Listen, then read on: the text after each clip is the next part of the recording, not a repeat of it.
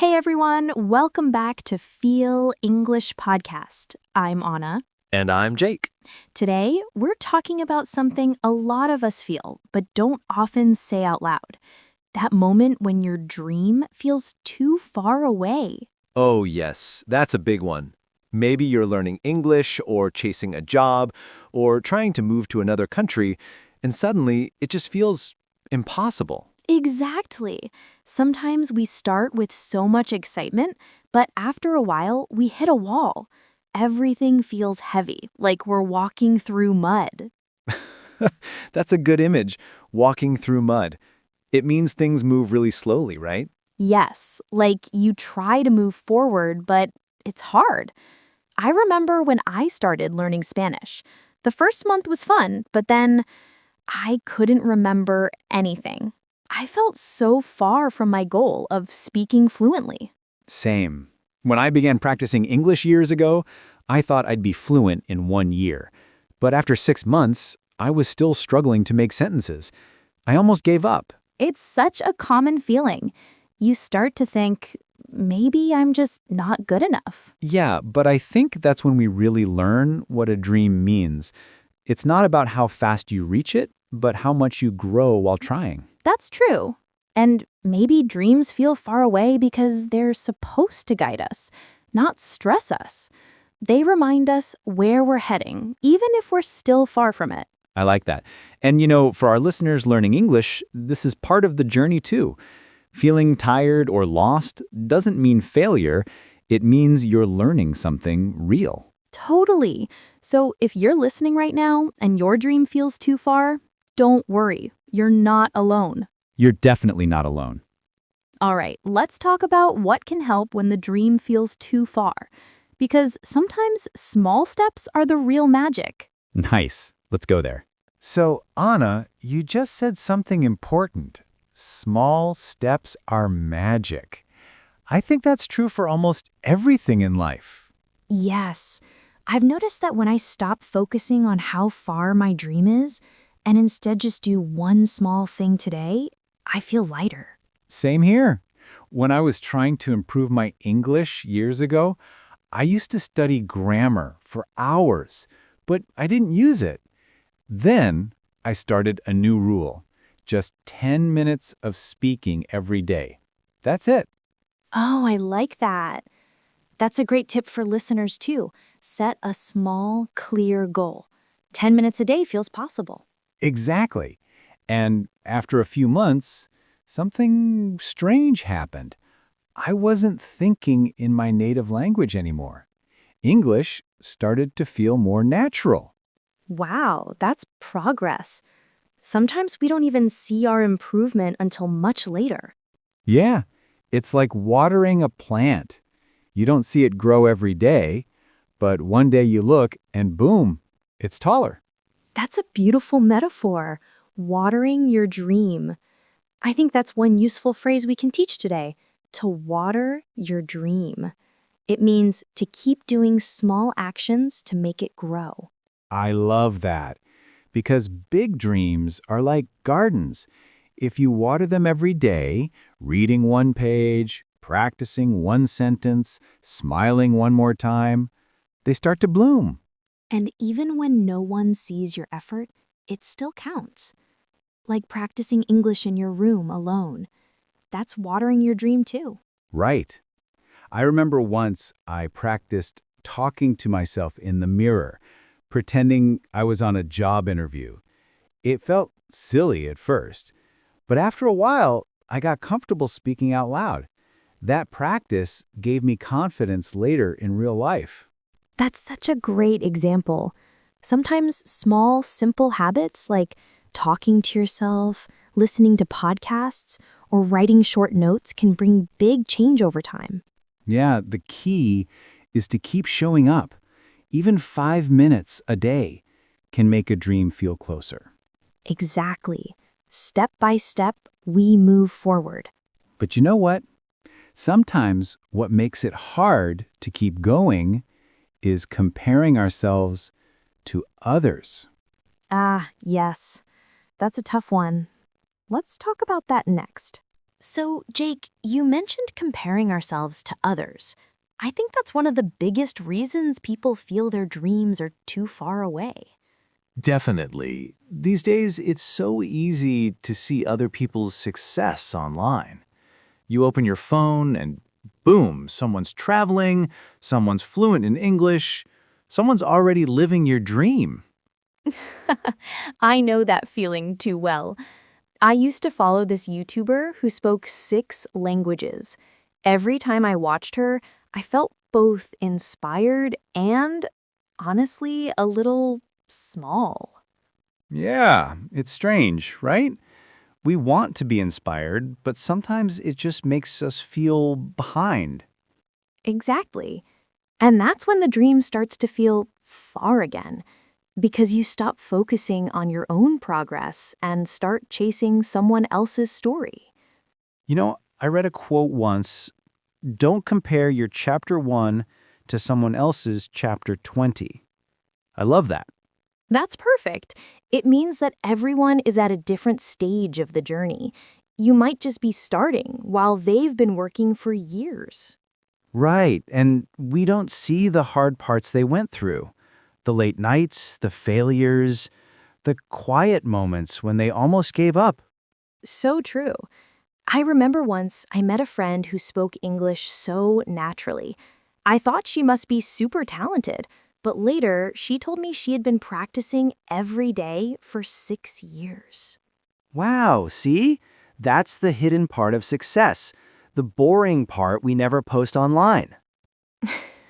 Yeah, no one uploads a photo saying, "Here I am again, struggling for the 5th day." Exactly. But that's real life.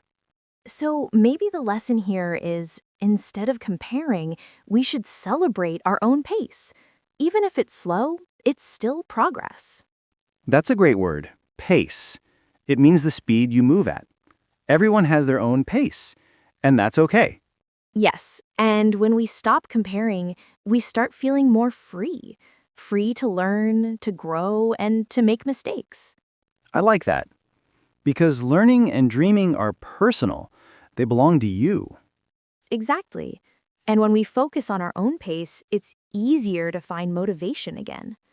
Which sounds like the perfect next step for us to talk about: how to find motivation again when it fades. Let's do it.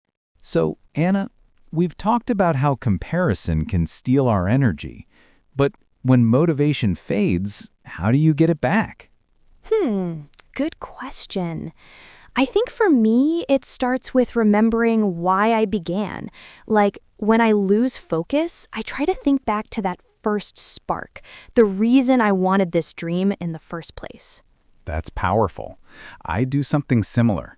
When I feel stuck learning something new, I remind myself of the feeling I'll have once I improve. Yes, that feeling, proud, free, confident, it's what keeps us moving when things get tough.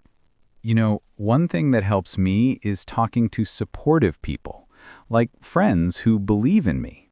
They don't judge, they just listen. Oh, totally. Having someone who says, "You can do it," makes a big difference. I remember once I almost stopped making my podcast because I felt it wasn't good enough. Then my friend said, "But I listen to it every week. It helps me." That one comment gave me so much motivation. That's amazing. Sometimes encouragement from one person can light a fire again. Exactly. And you know what else helps? Celebrating small wins, even the little ones. Yeah, like finishing a lesson or being able to talk with a native speaker for 2 minutes without panic. That's huge. Yes, it's easy to forget that every small success means we're moving forward. I also like to keep a progress journal. Every night, I write one sentence. What did I do today to move toward my dream? That's such a simple and powerful idea. It's like telling yourself, "I'm still in the game." Exactly. And that phrase, still in the game, means you haven't quit. You're still trying. I like that because sometimes just not giving up is already a win. Yes, motivation doesn't always mean feeling excited. Sometimes it's quiet, like showing up even when you're tired. True. It's like the calm strength that says, I'll try again tomorrow. And that strength grows every time you practice, whether it's English or chasing any dream. I think that's a great transition to something important, practicing in real life, because motivation gets stronger when we use what we learn. Yes, let's talk about that next. How to bring dreams, like learning English, into daily life. So, Jake, you mentioned using what we learn in daily life. I think that's where real progress happens, not just in books or apps, but out in the world. I totally agree.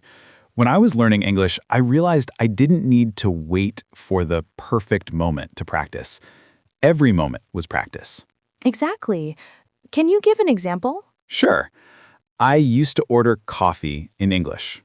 Even if I was nervous, I'd say, "Hi, can I get a cappuccino, please?" That one small action made me feel brave. That's a great tip. Using English in real situations like shopping, traveling, or even chatting online makes learning feel alive. Yes, and it builds confidence. There's a phrase I love. Practice makes progress. Not perfection, progress. I love that because perfection can make us afraid to try, but progress is about learning, not being perfect. Exactly.